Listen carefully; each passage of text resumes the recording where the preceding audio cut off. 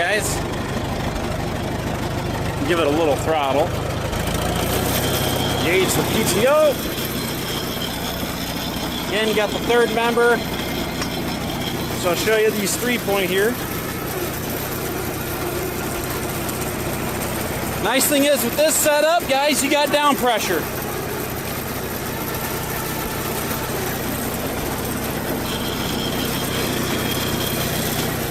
There you go. You got the loader. Sorry guys, I'm gonna try to. Here, let me get up there and show you a little better.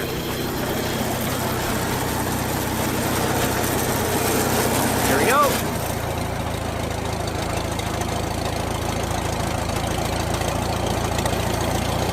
Bucket tips the way it should.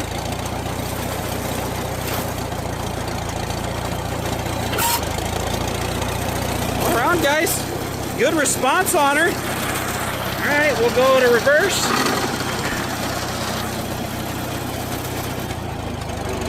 I said it's clutch is good and solid now. There is no power steering. No aftermarket power steering. Now the brakes got a little travel, but at the end, guys, they grab really good.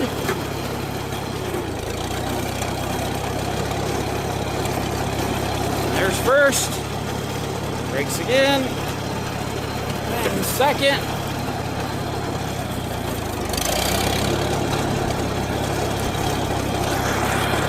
We'll go third.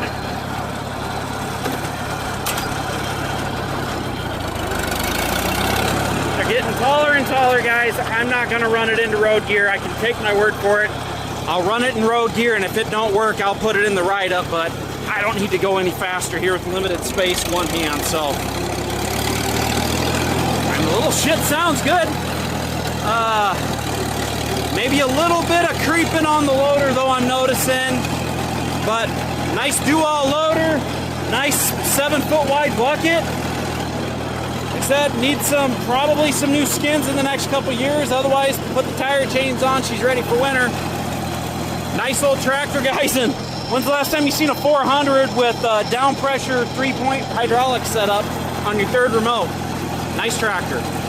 Oh, and the LED lights run off the switch right down there, and they work.